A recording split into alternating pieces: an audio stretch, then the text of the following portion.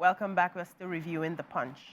Which are the stories? So I have the Port Harcourt refinery story. According to the group managing director and of the Nigerian National Petroleum Company Limited, Melekari, who was addressing press after he had appeared before the Senate committee, I'm trying to get the Senate committee again, on the Senate ad hoc committee that is investigating the various turnaround maintenance projects of the country's refineries. He said that we are serving this country with honor and dignity, and we'll make sure that the promises we make on the rehabilitation of these refineries will take place. He said that they have done the mechanical completion of the refinery, and that they are looking at Kaduna Refinery, whose works have just started, will finish in December, and that it will be delivered in December.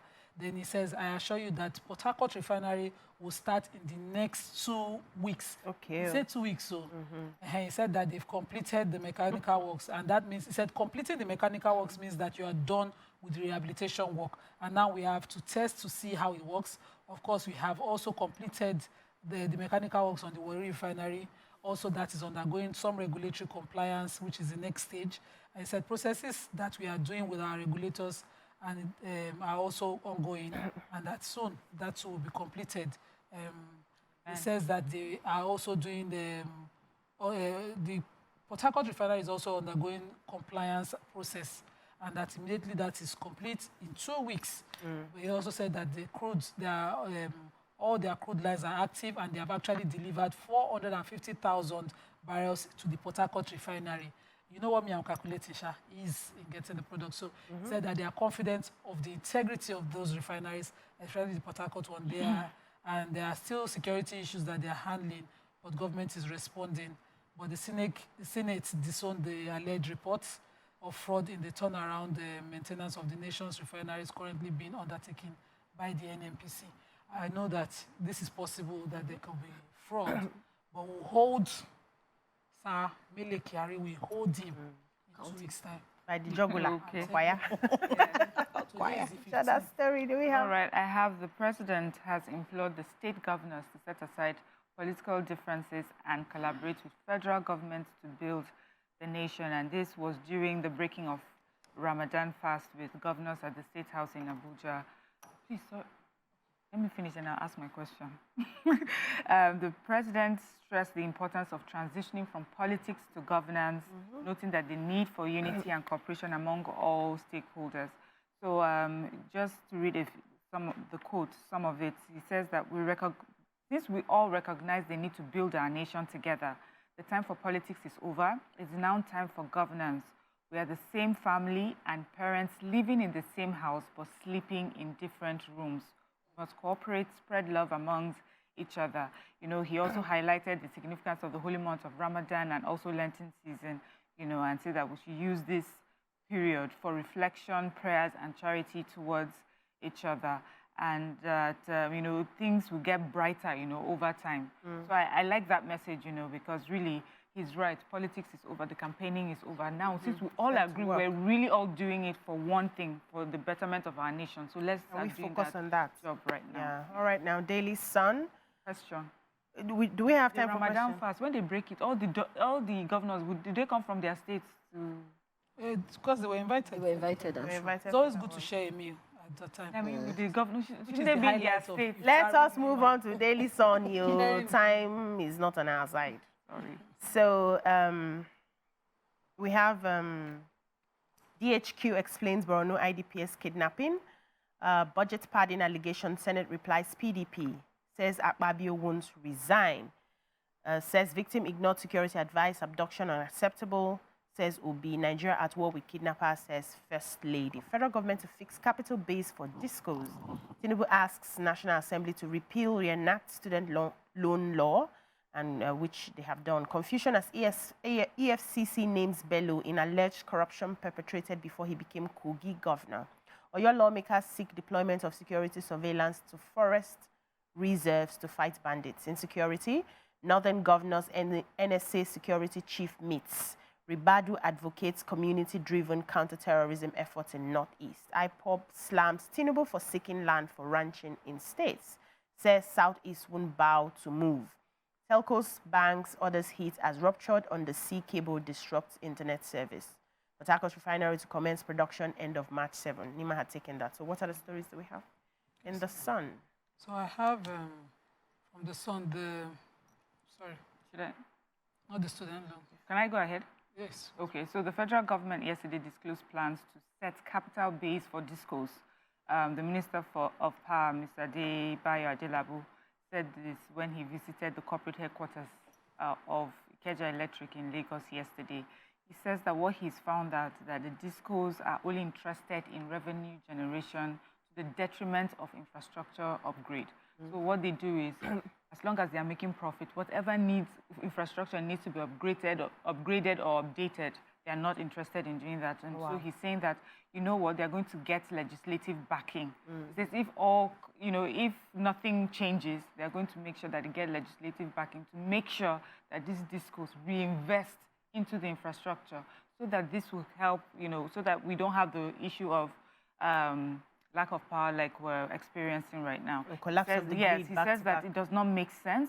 He says that a country with an installed capacity of 13,000 megawatts was generating a paltry 5,000 megawatts. So this change has to come. So I have the Yaya Bello story.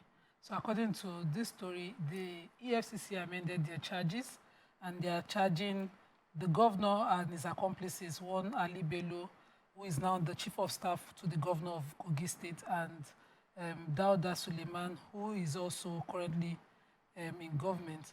I hope I'm not mistaken about Dauda Suleiman's, but they amended their charge and they said that these persons diverted about 100 billion belonging to the state government in September 2015, months before Yaya Bello assumed office. So this is where the title "Confusion as the EFCC names Bello in alleged conspiracy." So the governor had not even become governor when this fraud was done, and the EFCC seems convinced that he committed the crime, and so they've amended their charge and they brought the parties to court. Those pleaded not guilty. The governor wasn't in court anyway, but Ali Bello and Dauda Suleiman were in court. They pleaded not guilty to having diverted $80+ billion to their personal use, and also having concealed several millions of naira with one Rabiu Musa Tafada, a bureau de change operator trading under Global Venture in Abuja. Okay. And the court has admitted them to bail. All right. The major headline, the DHQ, that's the Defense Headquarters, said that the 112 internally displaced persons who were abducted by terrorists in Borno, went beyond the permissible distance surrounding the camps. The camps, yes. They said they did not take permission before going to fetch firewood, and they went beyond where they were advised to, beyond the perimeters. And so that it was about, I think, midnight that they realized they were not around, and then they started counting, only for them to investigate to find out that they are actually being kidnapped. But they are doing everything within their power to make sure that they get them back, basically. That's what the story is about. Do we have any other one in the Sun? Let's move on now to the Vanguard. I don't know if we have much time.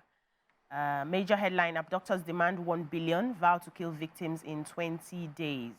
Damage on the sea cable disrupts internet services in Nigeria, African countries.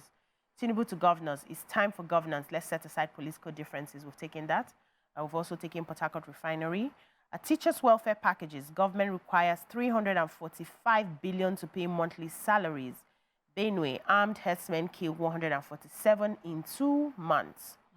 50 taxes will be reduced to single digits in Lagos. Alleged 3.7 trillion budget padding. Atiku joins fray, demands probe.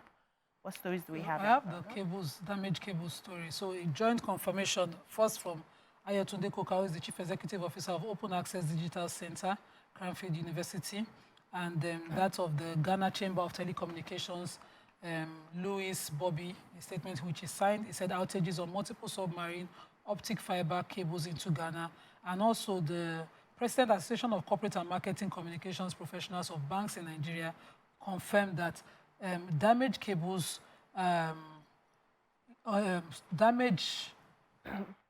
undersea cables, disrupted internet service and bank services in Nigeria and other African countries. They said that this, some East Coast cables got damaged about 2 weeks ago in the Red Sea.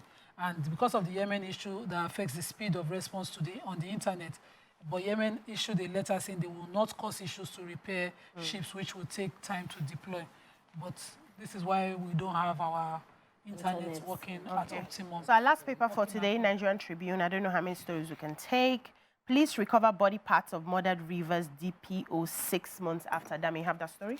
Yes, I have the story. It says River State's Police Command on Wednesday announced that it has recovered some body parts of the corpse of Bako Angbashim, former divisional police officer DPO in charge of Ahoada Police Division in Ahoada East Local Government area of the state. And it also says that since then, the security agencies led by the police had mounted operations in the efforts to apprehend the killers and recover his corpse, even as the state governor, Shemina Lai Fubara, placed a bounty of 100 million on the gang led by two Baba. And it also says that during this period, several cult members were arrested, some killed in shootouts with the police, including two Baba, who was neutralized on February 17th. So it says some police officers also lost their lives in the operation. I pray that the souls of the departed rest in peace. However, in this statement, the command, through its spokesperson, Grace, said that on Sunday, 10th of March, a coordinated joint operation was carried out by the tactics squad of the State Police Command and from the Force Intelligence Bureau, FBI. And I will say that, well, kudos to the Nigerian police, because when they do the one that is bad, we are quick to point them out, fingers. But we only hope that it could speed up, because there are too many cold cases left unattended. So this is just one of it. But at least it's in the light of the other cases that have come like this. I hope that they really get justice. As I said, maybe the souls of the departed working for the unity of the country. We have to go, I'm sorry. Say this to the Ibadan people. So they lost the Olubadan of Ibadan yesterday. Oh, yes. Dr. Moshood Olalekan Balogun Ali Okumade II, who died at the UCH hospital 2 days after he was brought in. And his younger brother, former senator representing Oyo South, Senator Kola Balogun, confirmed his death. Anyway, she just spent 2 years on the throne. All right, that's all we can take on the newspaper reviews. Thank you, ladies. When we come back, we move on to our hot topic. Stay with us.